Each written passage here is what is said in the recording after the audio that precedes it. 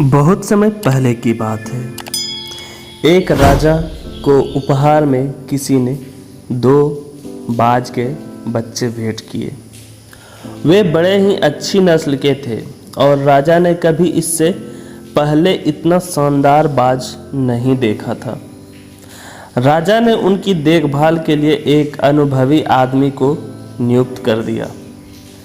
जब कुछ महीने बीत गए तो राजा ने बाजों को देखने का मन बनाया और उस जगह पहुंच गया जहां उन्हें पाला जा रहा था।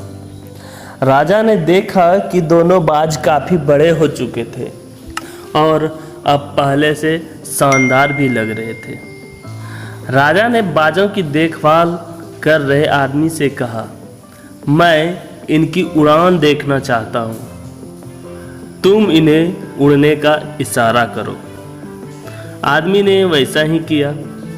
इशारा मिलते ही दोनों बाज उड़ान भरने लगे, पर जहाँ एक बाज आसमान की ऊंचाइयों को छू रहा था, वहीं दूसरा बाज कुछ ऊपर जाकर वापस उसी डाल पर आकर बैठ गया जिससे कि वो उड़ा था। ये देख राजा को कुछ अजीब सा लगा और राजा ने कहा, क्या बात है, जहाँ एक बाज इतनी अच्छी उड़ान भर रहा है वहीं ये दूसरा बाज उड़ना ही नहीं चाह रहा है। तो उस आदमी ने कहा, जी हजूर, इस बाज के साथ शुरू से ही यही समस्या है, वो इस डाल को छोड़ता ही नहीं है। राजा को दोनों ही बाज प्रिय थे और वो अपने दूसरे बाज को भी उसी तरह उड़ना देखना चाहते थे। अगले दिन पूरे राज्य में ऐलान करवा दिया कि जो व्यक्ति इस बाज को ऊंचा उड़ाने में कामयाब होगा उसे ढेरों इनाम दिया जाएगा। फिर क्या था, एक से एक विद्वान आए और बाज को उड़ाने का प्रयास करने लगे, पर हफ्तों बीत जाने के बाद भी बाज का वही हाल था। वो थोड़ा सा उड़ता और वापस डाल पर आकर बैठ जाता। फिर एक दिन कुछ अनोखा हुआ। राजा ने देखा कि उसके दोनों बाज आसमान में उड़ रहे हैं। उन्हें अपनी आंखों पर यकीन नहीं हुआ और उन्होंने तुरंत उस व्यक्ति का पता लगाने को कहा जिसने ये कारनामा कर दिखाया था। वह व्यक्ति एक किसान था। अगले दिन वह दरबार में हाजिर हुआ।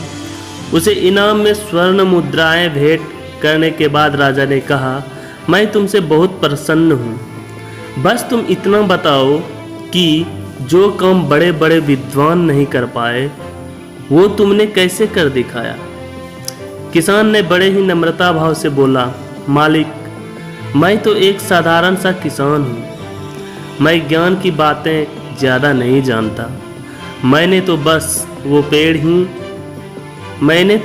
वो पेड़ की डाल ही काट दी जिस पर बैठने का बाज आदी हो चुका था, और जब वो डाल ही नहीं रही तो वो भी अपनी साथी के साथ ऊपर उड़ने लगा।